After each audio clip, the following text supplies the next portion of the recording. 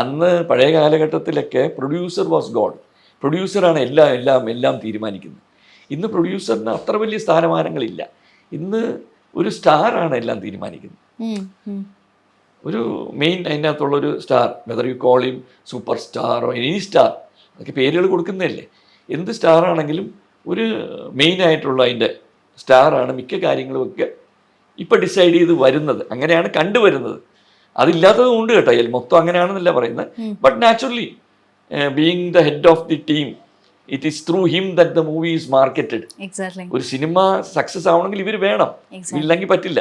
അപ്പം നാച്ചുറലി അവരുടെ കുറച്ച് അഭിപ്രായങ്ങൾ കേട്ടേ പറ്റൂ. അത് കേട്ടാലേ അവർ ഡേറ്റ്സ് കൊടുക്കുകയുള്ളൂ. ഇന്നിപ്പം മിക്കവരും ഒക്കെ പുറത്തു പോയി അഭിനയിക്കുന്നില്ലല്ലോ. അവരൊക്കെ അവരുടെ ഓൺ പ്രൊഡക്ഷൻ ഹൗസസ് ഉണ്ട്, സ്വന്തമായിട്ട് പ്രൊഡ്യൂസ് ചെയ്യുന്നു. അപ്പോൾ പ്രൊഡ്യൂസേഴ്സ് കമ്പാരിറ്റീവ്ലി ലോവറായി. പിന്നെ ഇപ്പോൾ ഉള്ള പ്രൊഡ്യൂസേഴ്സ് മിക്കതുമൊക്കെ ഈ വലിയ സ്റ്റാർസിനെ വെച്ച് ചെയ്യാന്നുള്ള ഇറ്റ്സ് നോട്ട് അഫോർഡബിൾ.